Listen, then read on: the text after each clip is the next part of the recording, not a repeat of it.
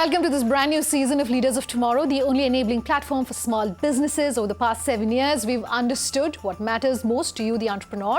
And in our 8th year, we're taking head on 2 of your most pressing concerns, that are funding and mentoring. I'm Sunanda Jayaseelan. Tonight, we're bringing you an exclusive conversation that I did with the 3rd generation of the RP Sanjiv Goenka group, Shashwat Goenka. I spoke to him to understand what really it means to be a 3rd generation entrepreneur, what his biggest opportunity and challenges have been, and therefore his advice for our viewers, and also what the way forward is looking like when it comes to some of the exciting things that are happening at Spencer's to make it profitable. Listen.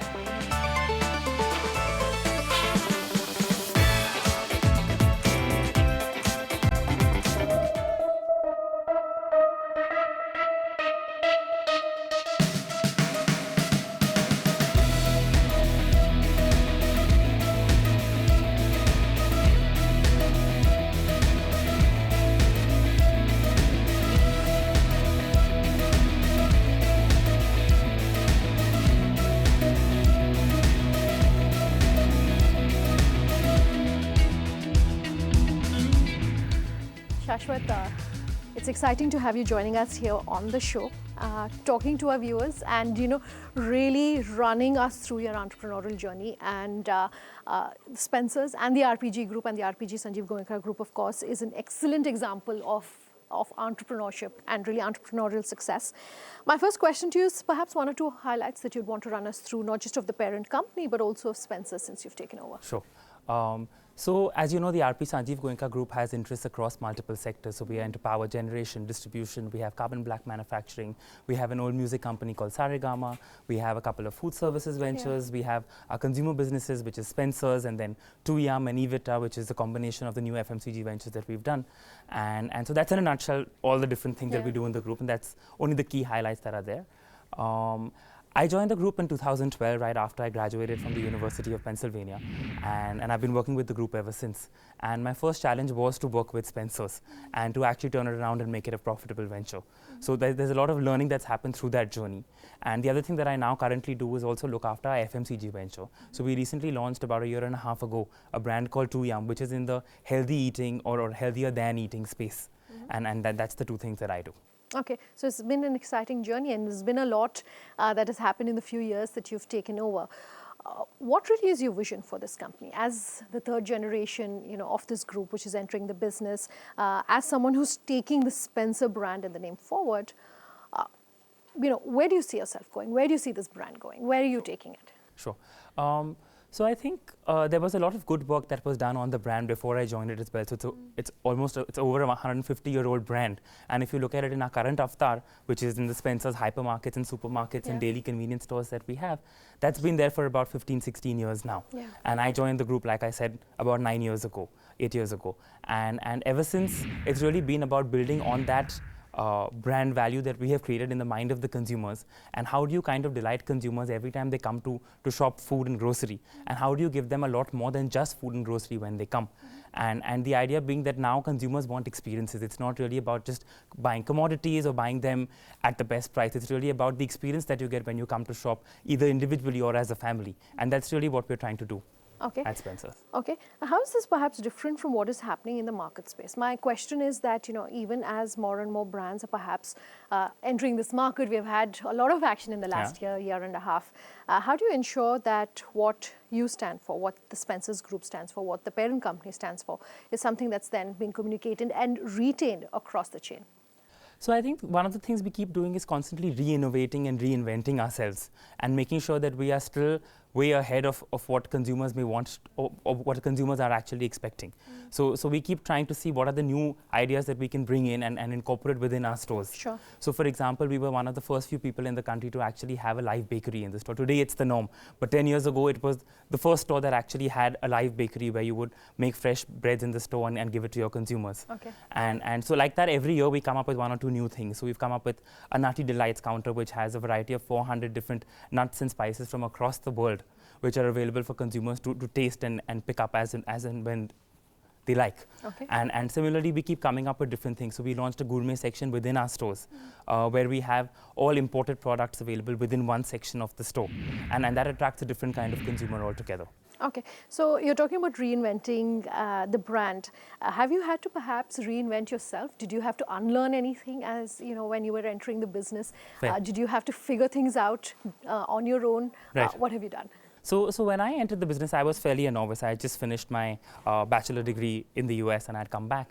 And I think what I was unlearning was the stuff that I learned in America, which was one size fits all. It's each consumer shops in the same way, and in India it's very, very different. And it's not just a northeast, southwest difference, but within each city there are micro catchments, and so how the north of a city reacts versus the south of a city or versus another area of the city is very, very different. Okay. And so that was my first learning, where you had to actually unlearn that one size fits all, and once you have a model you can replicate. It's really not that easy in our country. Okay. And our country is really an amalgamation of many smaller countries. And so I think that was one of the first key things that I had to unlearn and then relearn in that sense. What helps you learn? What do you do when it comes to learning? And how do you keep yourself updated? So I think one of the things that has been instilled in us ever since we've been small is like life is going to be a constant journey of learning. And this is something I've learned from my grandfather, my father, my mother, my grandmother, my sister. And I think it kind of inculcates hence quite innately in me, where everything that you're doing with the objective of learning. And if you did something and you learned something yesterday, doesn't mean you learn it the same way today, and it could be very different. Okay. Okay. And that's really what it is. And I think when I first joined work, I used to look at my father a lot in terms of, how do you go about working in an Indian scenario, which is something I'd never done before. And he would mention a couple of things that I think I've lived by, and those have really helped me kind of get by over the last few years. But at the end of the day, I think learning has to be a self-experience, and you have to make your own mistakes, learn from those failures and kind of move up. Okay, so and that's what you're saying is very interesting. So even as you are learning, making your own mistakes, learning from those mistakes, the fact is also, and we started the conversation with this, is that you are the third generation really of this business family. So how do you marry the two?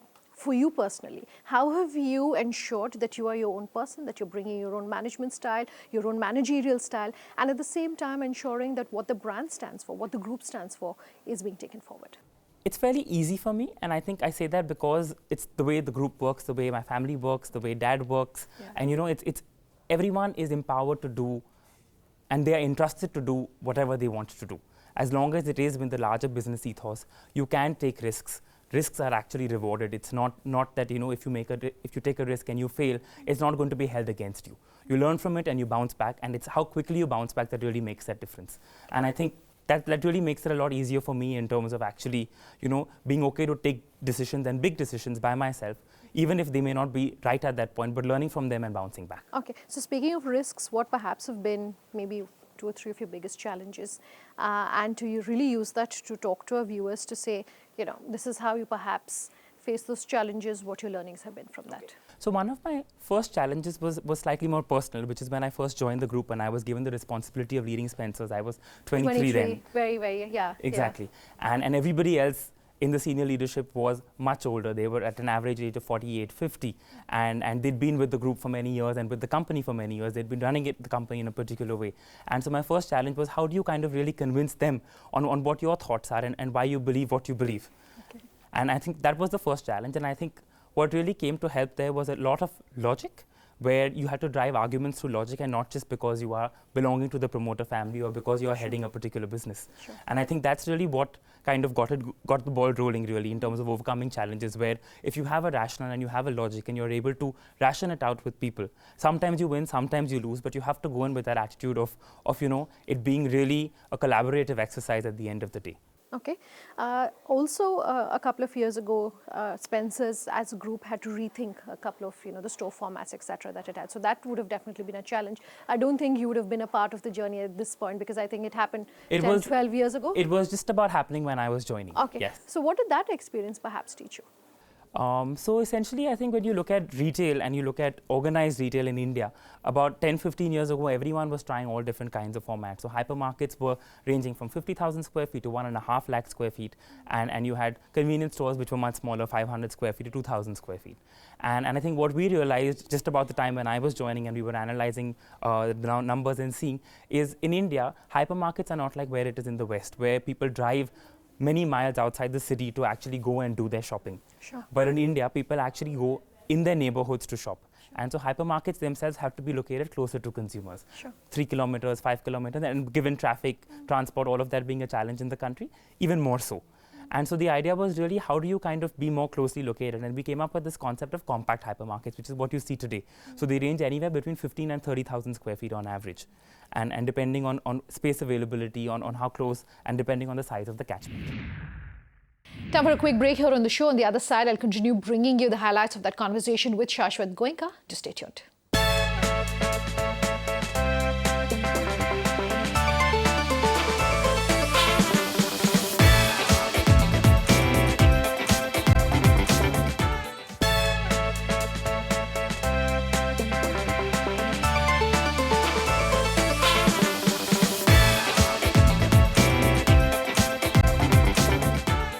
Welcome back with us here on Leaders of Tomorrow. Tonight, bringing you an exclusive interview with Shashwat Goenka of the RP Sanjiv Goenka Group.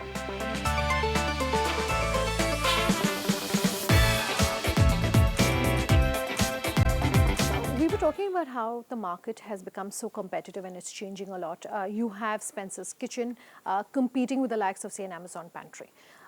It's a two-part question, really. One, for you to talk to us about how you are handling competition, what you're doing, but to also look at the bigger picture in terms of your advice for smaller businesses, whether in the retail space or not, and how you would suggest that they basically take on competition. Fair. So talking about competition, I think of late there's a lot of disruption that's happening across industries. And when you look at retail, I think online and technology and e-commerce has really taken over retail in that sense. Sure. And I think one of the things that we've done at Spencer's was we were one of the first people to actually start an omni-channel venture, where we actually launched our own online presence through a website and through apps, both on Android and iOS as well. And we're servicing 8 cities through that today. And that's only growing. And the idea was really, consumers come to Spencer's, they know what Spencer's has to offer. So therefore, why don't we capture more of their share of wallet by actually giving them an online platform? Because, all research shows us that consumers shop 12 times in a month for grocery, and they come to us about 2 to 3 times. Sure. To a physical store, and the rest of the time they're either shopping online or they're going to a neighborhood kirana store. So the idea was, how do you get that more trip missions of the consumer?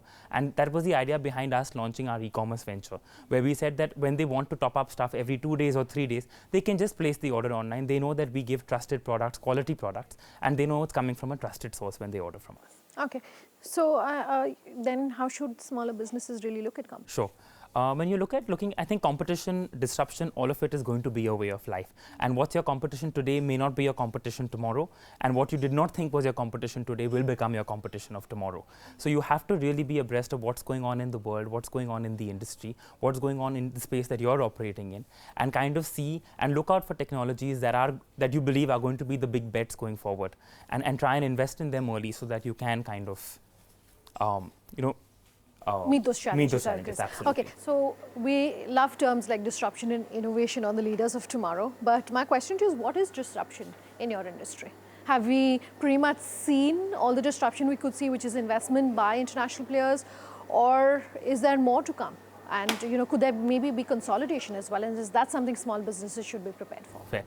So when you look at the retail industry in India, I think there has been a lot of money coming in externally, which is great because it's always great to boost a sector. When you also look at consolidation, there's been a lot of consolidation already, and I believe there is a lot more potential for a lot more consolidation to happen, small scale, large scale, across scales. Okay. And I think the other thing on the disruption side is all around e-commerce and how technology will kind of disrupt this industry. And we have to be prepped for all three of these. Okay, so should small businesses be worried if you're saying consolidation is definitely going to happen then? No, I don't think anyone needs to be worried. I think it's going to be the way of life, which is fine. And given that the industry is still very nascent, organized retail is very, very new in the country still. It's just about 20 years old. And in the history of the nation, that's pretty small. So really, I don't think anyone needs to be worried. And I think as there is more consolidation, there'll be that much more avenues for small and medium enterprises to actually cater to a larger audience through them.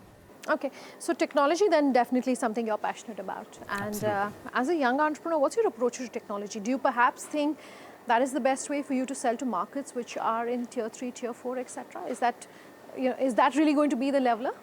So I think technology is now not really a leveler. Like technology earlier could have been something that would be a great or a good to do, but I think today it's really more of an enabler. It's the norm. Everyone has to embrace technology. Like you see, for example, till even 3 years ago, email was the main way of communicating. But over the last 2 years, it's completely changed to WhatsApp and other such modes. And I think within our work itself, we've moved completely to a digital platform as well, where we are communicating to stores as well, completely through a digital platform. And they're communicating back to us also through a digital platform. Okay. And there are similar such smaller things that we're doing across all of our companies to ensure that we are digitally savvy. Okay. So today we are here in Kolkata. Is this a hypermarket? Yes, absolutely. Okay. And everywhere you look, you of course see your employees who are all really young. This is a question that we ask most players who are in this industry, that you're working with a workforce that's probably just out of college, probably their first job, maybe not very highly trained for the jobs that they're coming to. At least that's true of most industries, and I'm assuming it's true of your industry as well. How do you take that challenge on? So I think what works well is, if you look at the average age of our company, it's about 26.5 years. Okay. When you look at even the front-end staff. And I think that's great, because if you look at any research that also says that 70% of India's population is less than the age of 30. So in a way, people of the same age servicing people of the same age, it's much more easier for them to make a connect with them. But having said that, I think one of the biggest challenges we have here is that everyone works on practically minimum wages or slightly more than minimum wages. And that's really a challenge that we need to figure out on how to overcome. How do you skill and impart these laborers who are straight out of school or college the right kinds of skills so that they can also develop as we go ahead? Okay, and how are you doing it then? So we actually work, we have an internal program as well which we have developed, where we actually take them right after they finish either grade 10, grade 12 or college, depending on what level they come in. And then with each 3 months, they get trained and upskilled onto the next level, and they move from different categories. And the highest category of training which we have today is once you work in the apparel category, because that requires you to have a lot of knowledge about the fabrics, the quality, the fit, the fall, all of that about the product. So that's really how we kind of structure it. And over 2 years, somebody who came in as a novice really goes out as a completely skilled person. Okay. Do you have a thumb rule in terms of how much businesses in your industry should be spending on training? Well, it's not, I don't think we really have a thumb rule. Okay. And I think it kind of depends on the stage at where the company is at that point in time, and it's different for each company.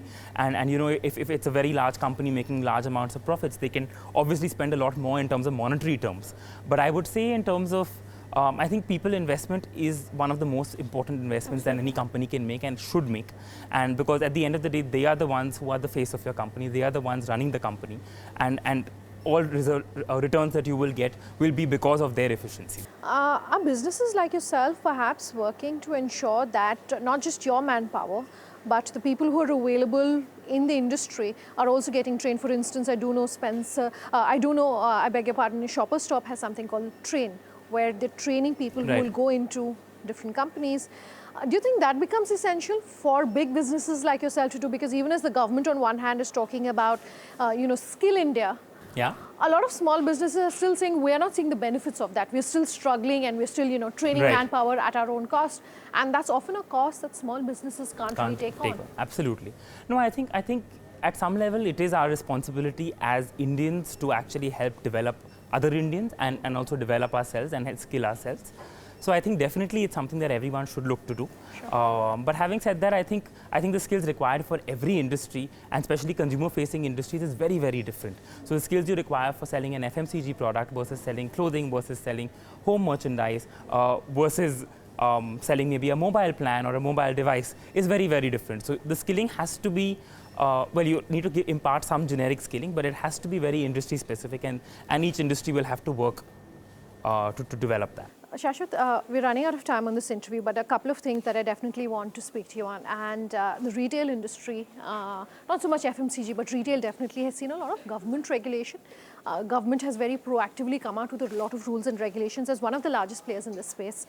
Are you happy with the kind of changes we've seen? Would you like to see more? Is there a wish list of sorts that through this interview you can give us? No, I think what the government has done in the retail space in terms of policies and regulations has been phenomenal.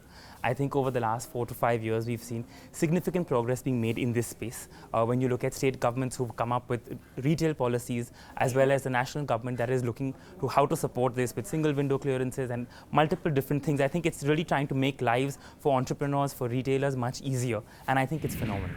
So we started this interview on a personal note, talking about your journey, but and we ask a lot of the young entrepreneurs who come on our show whether they've apparent, whether the thought of doing something on your own, not necessarily connected with the family business, is that a thought that's maybe ever crossed your mind? How do you address that? Sure.